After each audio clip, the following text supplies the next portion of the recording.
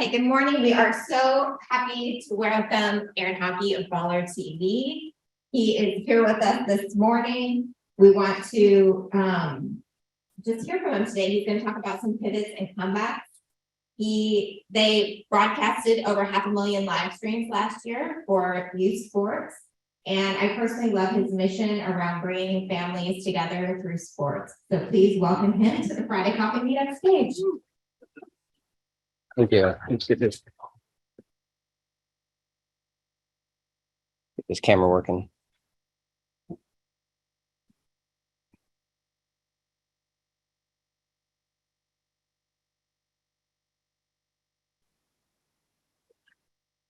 Got it. There we go. Is it gonna follow me? Perfect. Yeah.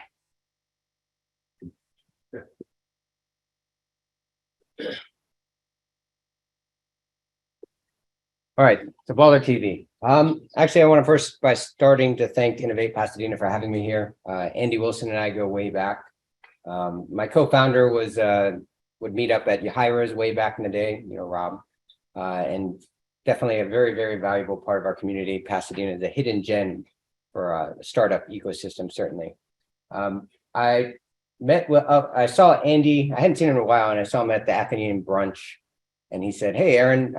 You know, he kind of knew what we were up to, and he's like, "Hey, do you mind coming and speaking?" I said, I'm not so sure. I'm not sure what type of value I would provide here." And he's like, "You know what, Aaron, like the audience loves to hear stories about all the mistakes you've made and all the lessons learned." And I'm like, I got plenty of mistakes to share. So that's one thing I can do. So, you know, I don't know if Gene ever saw this slide, but this is one of my favorite ones. I've been doing startups for a long, long time. And, you know, if you ever see this slide in an all hands deck from me, you know, things probably aren't going that well. And the nice thing is that things don't always need to go perfectly at a startup for you to end up winning in the long run. I've got a whole Rolodex of these things, right? Like, I don't know, UCLA, go Bruins. Can we do the share on the Oh, yeah. Yeah. All right. All good. I like it. And could you hold your microphone closer, please? Yes.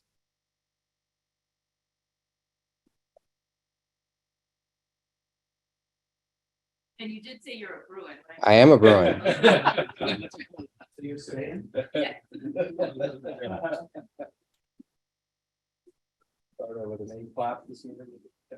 Kick this on. All right. Everybody can see this. All right.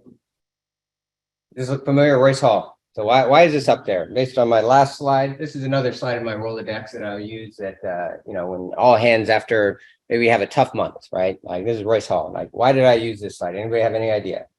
Gene, you're a Bruin? John Wooden, winners. Actually, it's because this building was built with 52 imperfections, right? And it represents the imperfection of humanity, right? So I talk about UCLA, talk about how much I love UCLA, and they actually built a business that is actually built a building that is actually imperfect, right? But it's perfect in itself because it's a beautiful work of art. And that's kind of like a metaphor of startup. And I love like these slides, you know, I've got the Jordan 1, missed 9,000 shots, yada, yada, yada. Ended up, you know, winning 6 championships. He's the GOAT, right? It's been a wild roller coaster ride for me over the last 25 plus years. I like to say I'm a serial entrepreneur. I've been doing this for 25 years. My first startup was back in 1998, intramurals.com. I actually personally designed that website. If anybody's looking for design consulting, like, it was a stereotypical dorm room startup. You know, I was not good enough to make the UCLA basketball team, if you can believe that. But I loved playing intramural sports, and I wanted to build a platform where it made people like me feel a little bit more special. So, you know, got to work. We ended up signing up for about 500 schools, raised $1 million, brought in a CEO, exciting roller coaster ride, sold it 2 years later to a sports marketing company that went bust in the .com 1.0 bubble. Awesome experience. I took all those learnings and applied it to my next startup. Oh, this is what happened to intramurals.com. So not the best outcome, but yeah, took all those learnings and rolled it all into Crampster. So Gene knows Crampster. So Crampster, I like to say I'm a solve your own problem entrepreneur. So I was in classes of 300 plus UCLA at electroengineering. Didn't get the help that I needed when I needed it. So I was on the mission to build the world's largest online study community and did just that. So we grew the business to millions of users, hundreds of thousands of subscribers, got it to around $10 million in revenue before we sold it in 2010 to a company called Chegg.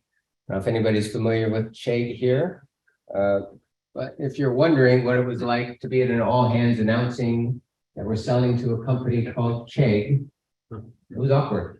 Like Chegg's mascot was a egg-shaped mascot named Shelly.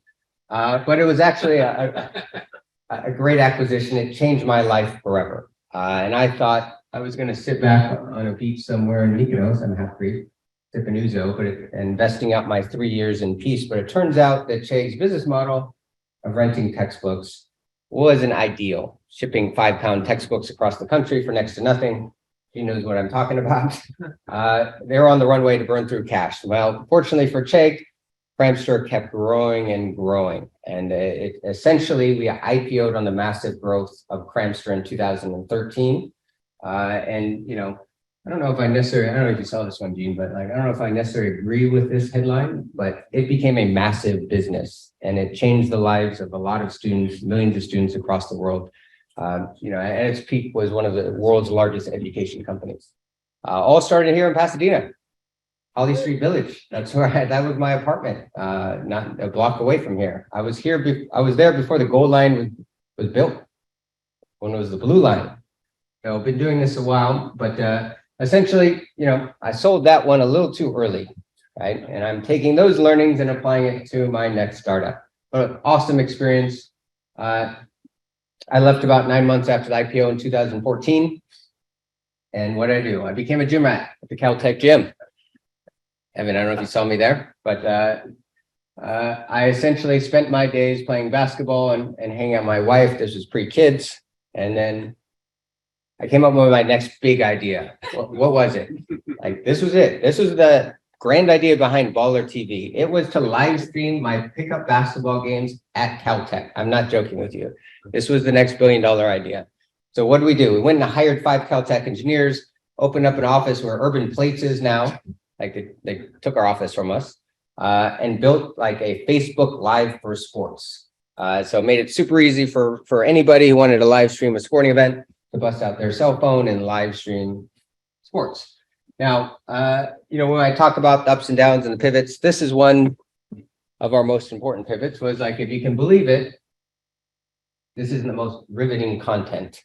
Most people don't want to watch this, right? Even myself. And what we quickly realized that we were probably targeting the wrong market, right? You know, I don't even want to watch myself play. And we found that youth sports made a lot more sense as being a market that we would target. So we took our app, we started promoting it for people to go out and live stream youth sporting events. You know, here's an example of a big game in 2016, the Tarkanian Classic, matchup between Mater Dei and Chino Hills.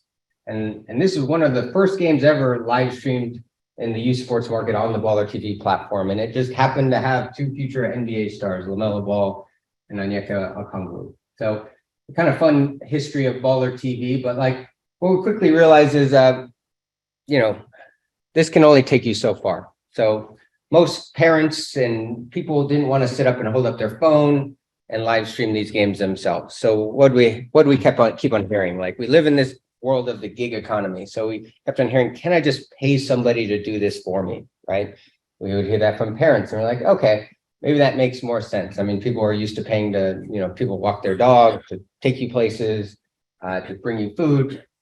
So we basically made another pivot into, we changed our business model. So what did? We took the app off the App Store. We started building a network of videographers across the country to cover this content. We started buying up media rights to youth sporting events at a pretty large scale. And then we put a paywall in front of the content. So how does this work?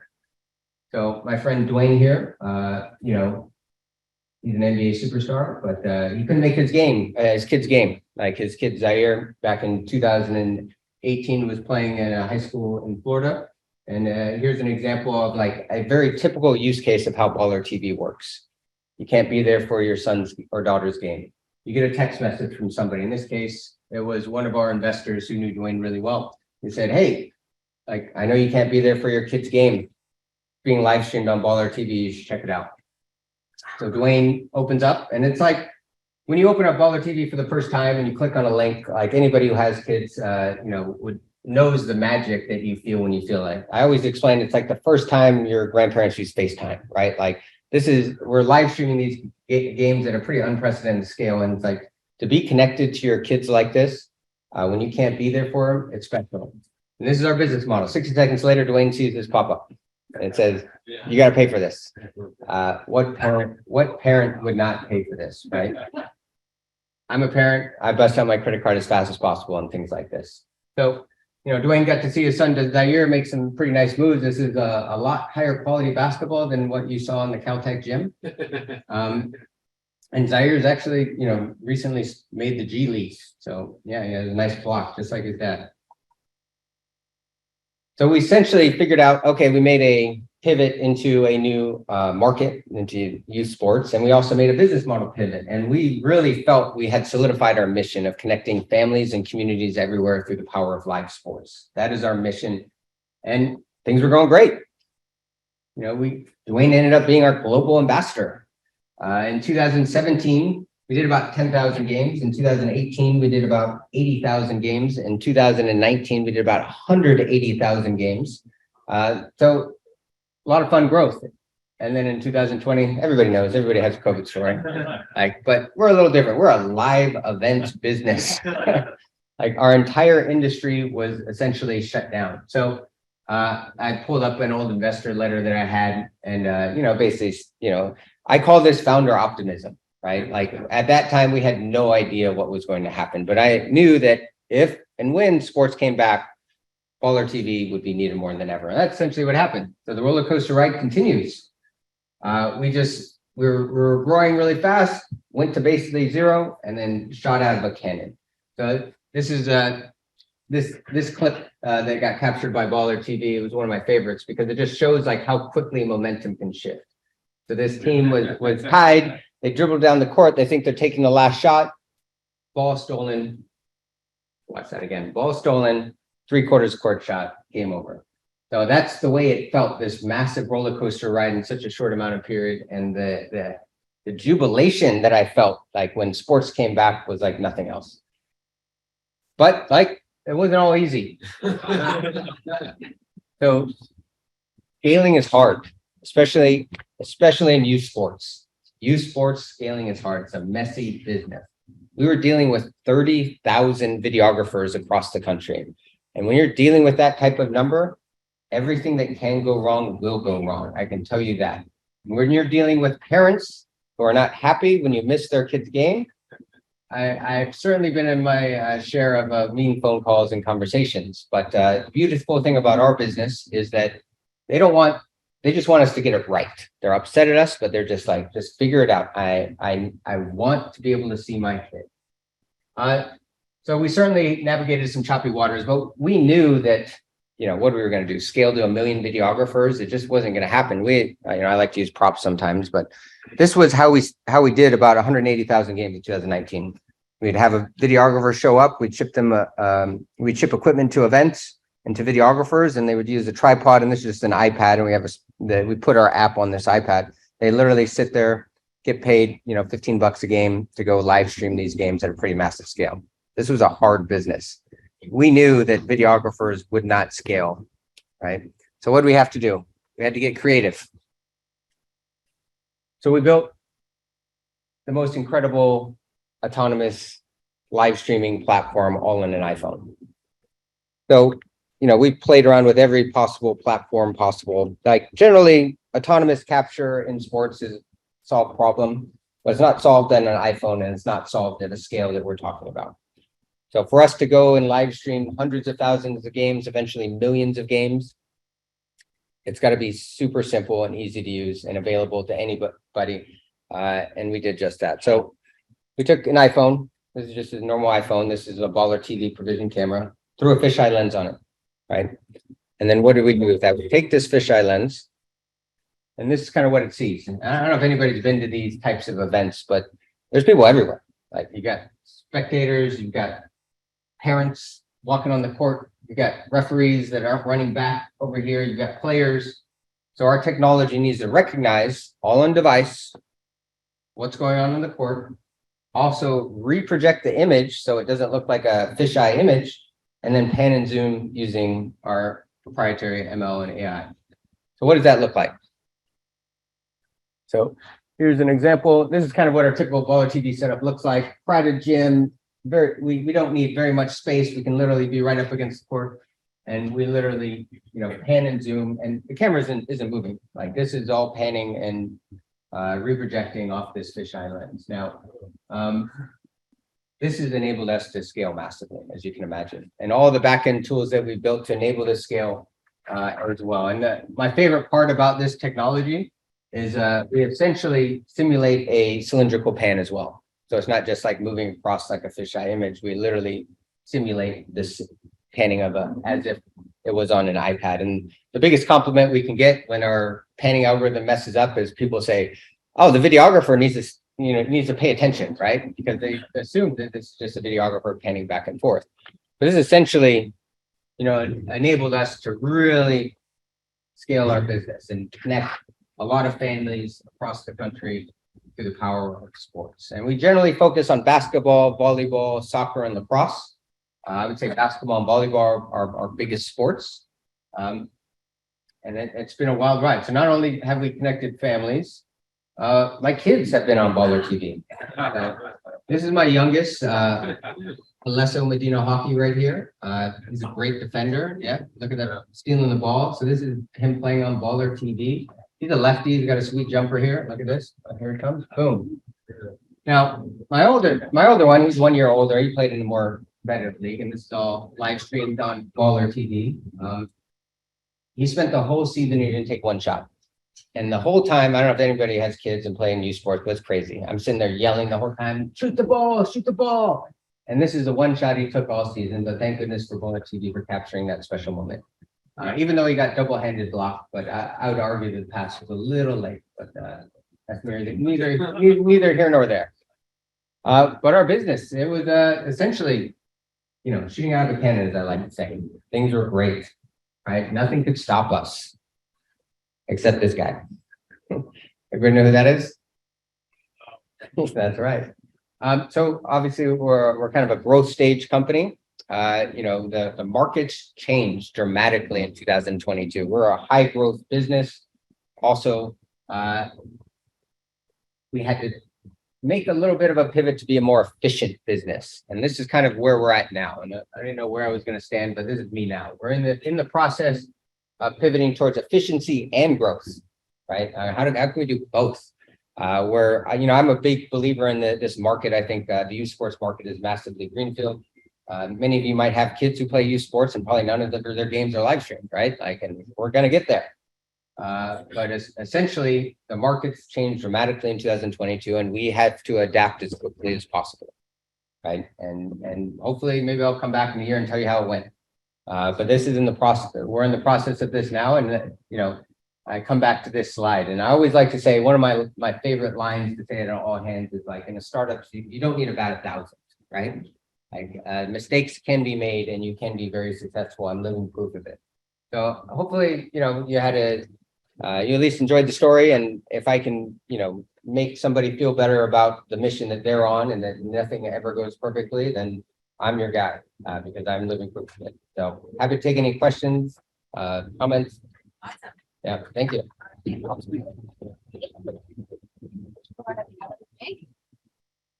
That was amazing. Thank you. I don't know that this one, oh, you're doing it.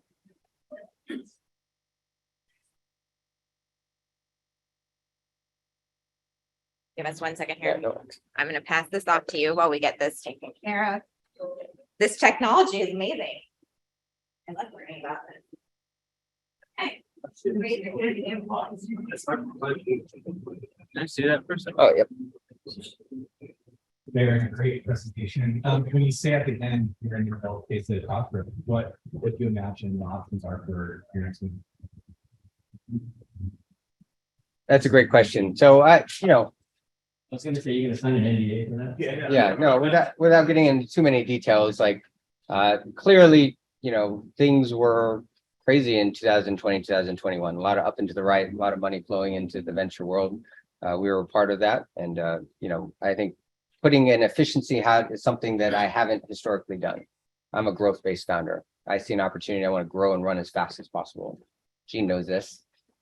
Yeah, we essentially feel like we have an opportunity to continue to scale, but also with some sense of decentralization. How can we get kind of not to go all the way back to parents holding up their cell phones, but how do we build it into more of a platform approach where anybody can come and use BallerTV?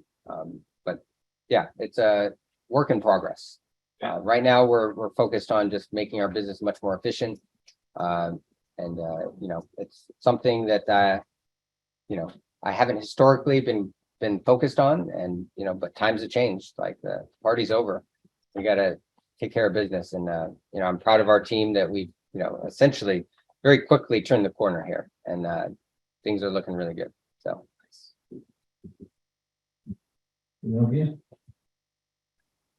Thank you. Two questions. Yes. So what did change specifically in 2022?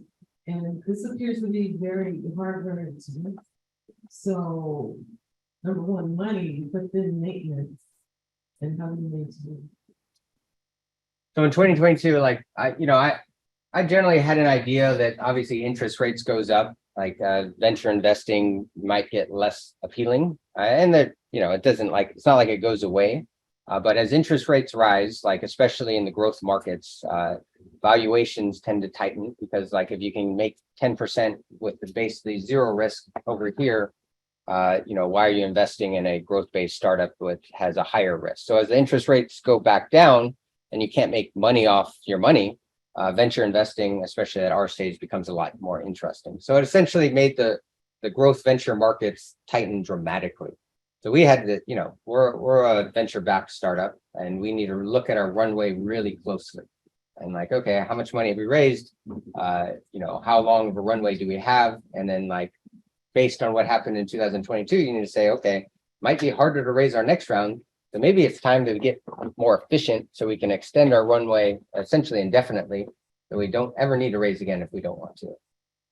Where before it's like, you could be highly dependent on the venture markets to be there for you to raise money and to extend your runway. Now, fortunately, we're in a position where we don't need to count on that. If it's there, great. If not, we'll be okay. So yeah, it's essentially like when the interest rates goes up, the venture market, especially at the growth stage, becomes more tightened. Here you go. Oh, thank you. Good morning. Great presentation. Thank you. I'm on sabbatical from Johns Hopkins, Singapore. And during that time, I came up with a side project that's appropriate for the Olympics that tie into LA 2028. I couldn't help but notice in your profile that you're associated with the USODC. I'll talk a little bit about that. I'm sorry to go off this exact topic, but what is your work involved with there, and how can we connect with you on that level? Let's talk afterwards. Yeah, I joined the U.S. Olympic Committee as a NextGen Leader in sports, and I really enjoy my time getting involved, and I'm really excited about taking my kids to all the sporting events that are going to happen in LA coming soon. So yeah, happy to chat after and connect you with the right people there as necessary. But we did our offsite. I think this T-shirt says something about it and to kind of give U.S. Olympic Committee a little bit of plug in Chula Vista. I don't know if you know this, but in Chula Vista, California, they have a training facility down there. Essentially, anybody can rent out, and it's essentially open to the public. And BallerTV rented out part of the facility and had a great offsite. So a little plug for that. But if you're ever in Chula Vista, go check out the U.S. Olympic training facility and Paralympic, which is, it's inspiring to see. Those are questions. If you could give us your name as well when you first start off. Sure. And your Eric Peterson. Cameron, sure. You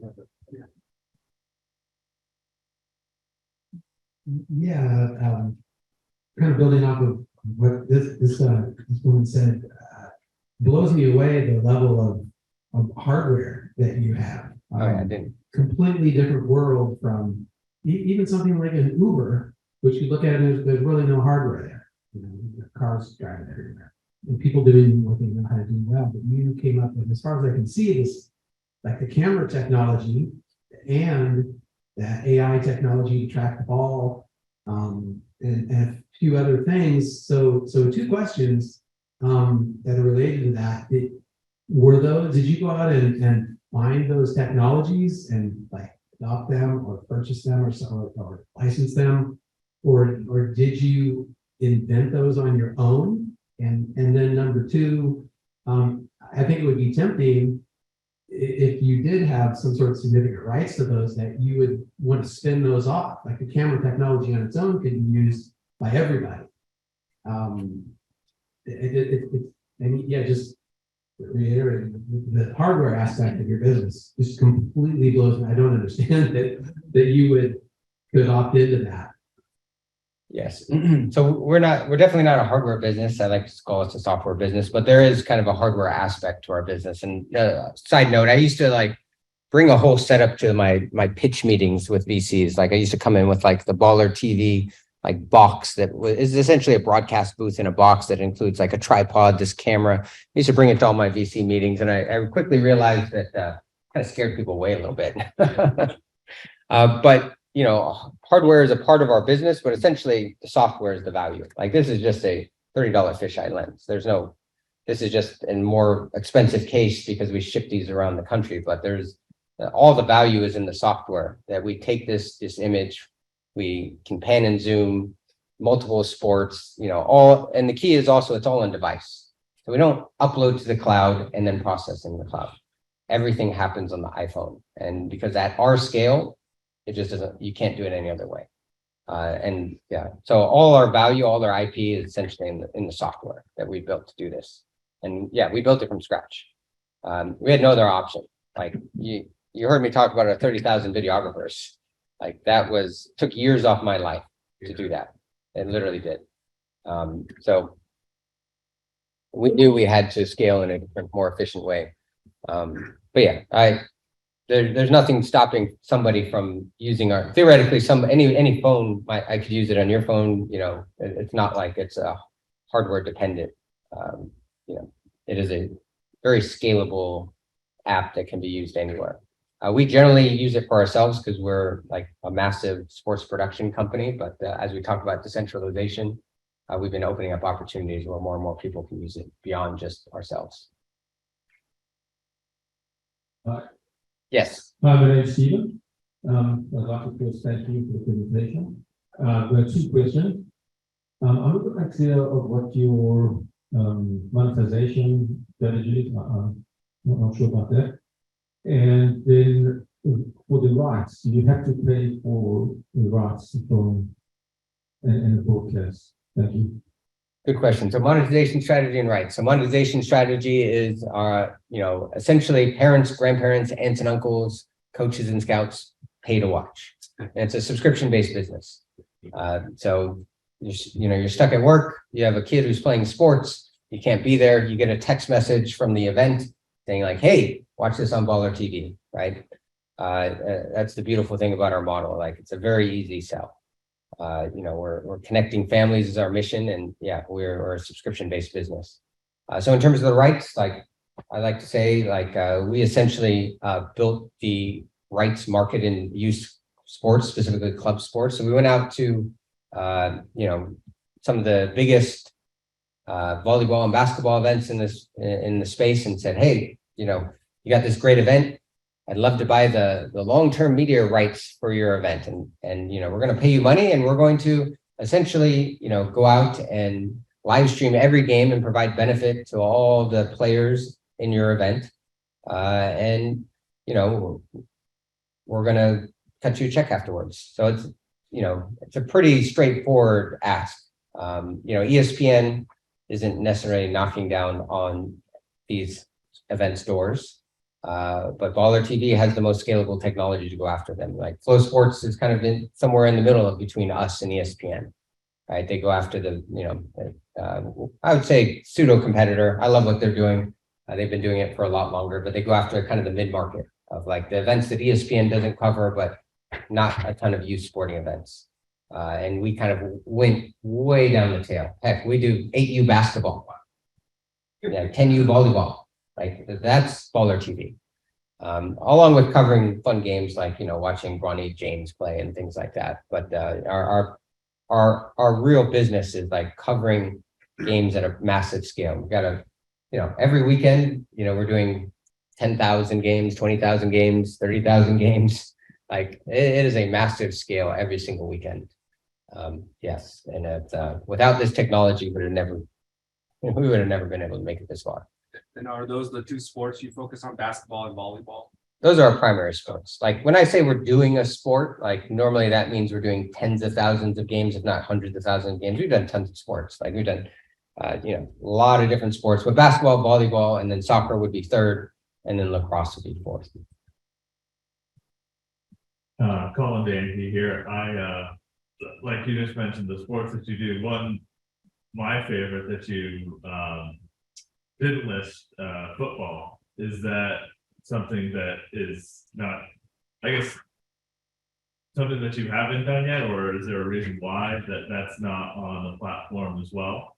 That's a great question. So we generally are focused on club sports, and there is no club football. There is 7-on-7 club football. We do a little of that, but it's not a massive market. But we generally focus not as much on scholastic, like high school sports. High school, okay. We do plenty of high school games, but when I say like, we do tens of thousands of high school games and not hundreds of thousands.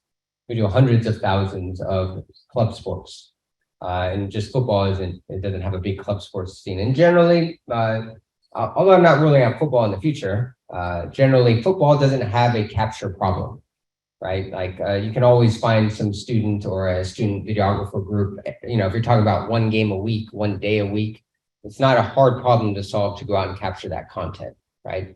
And we're essentially solving capture at a massive scale, right? Our biggest event is an event called AAU Nationals. It takes place in Orlando every year in June. And it's essentially the largest volleyball event in the world. And this event has the second largest economic impact to the state of Florida next to the Super Bowl. That's how big it is. They're talking about hundreds of thousands of people going to Orlando just for this event. And we live stream every single game, all 20,000.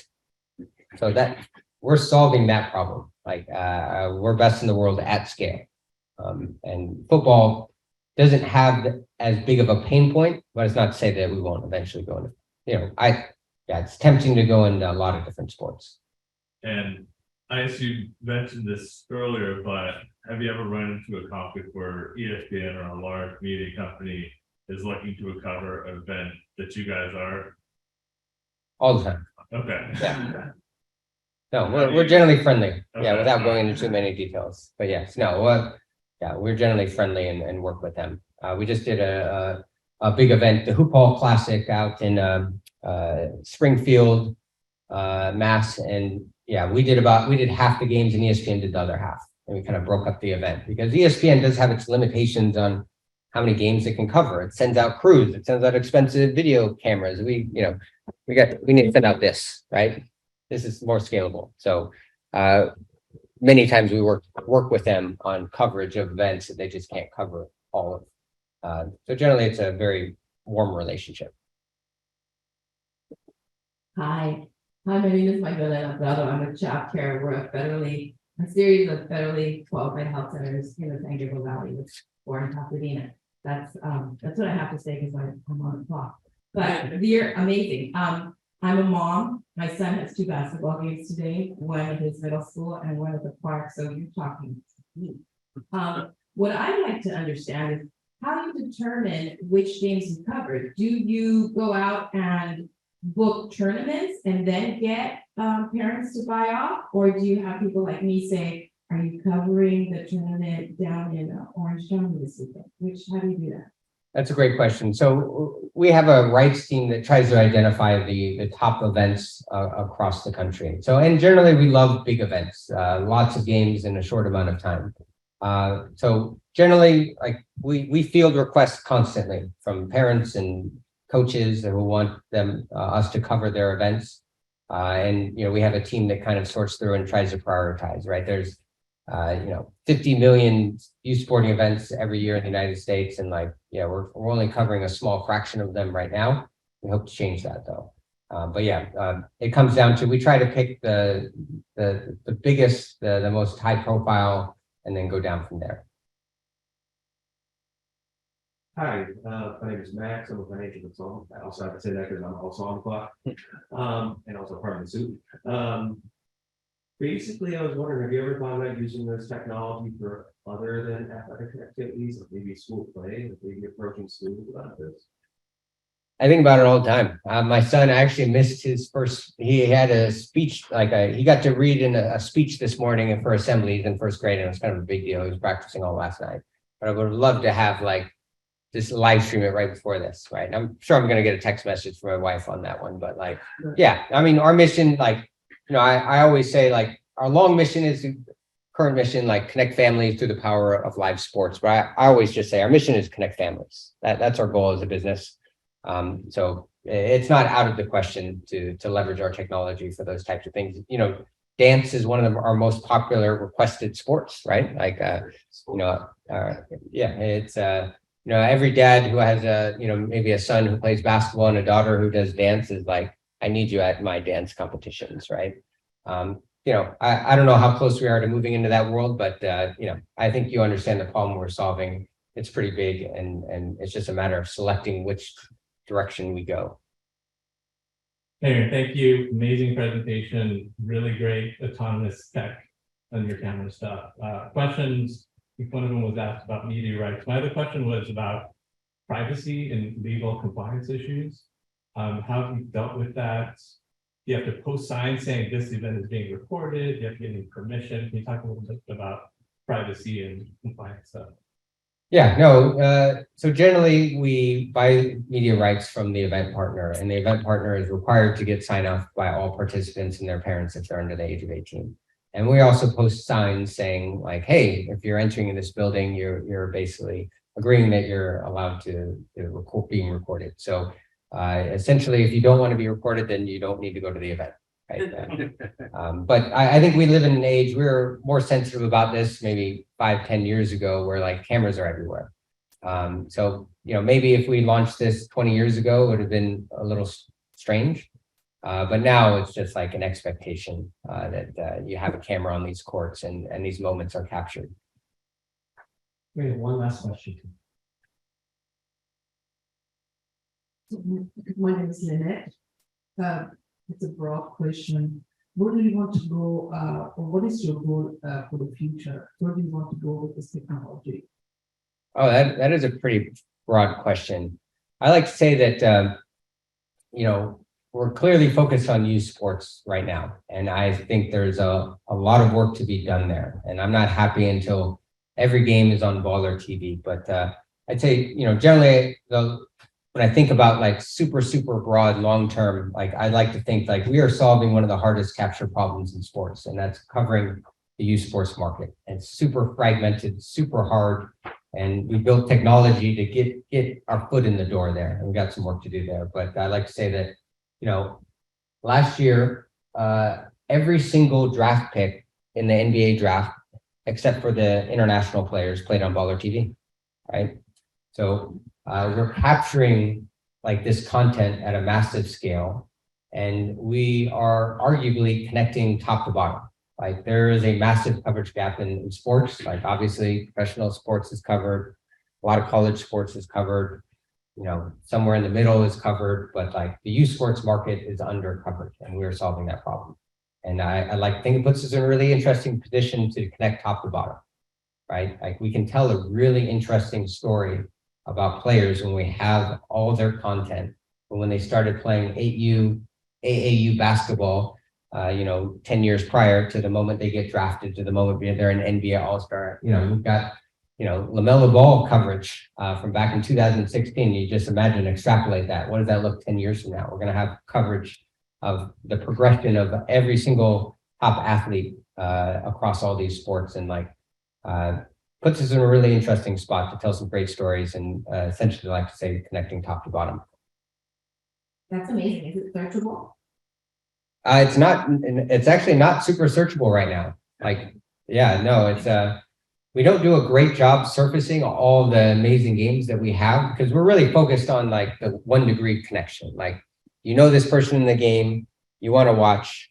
Oh, and it happens to be a future NBA prospect on the other team. Like, we don't do a great job of surfacing that, other than our social media account does a pretty good job, actually excellent job of kind of surfacing some of the top players that play on BallerTV. But if you go to our platform, it's all about connecting families and like, who do you care most about in your circle and who do you want to watch? Great, thank you so much. I'm gonna turn off the live stream here. We're going to stop the Zoom. Everyone, please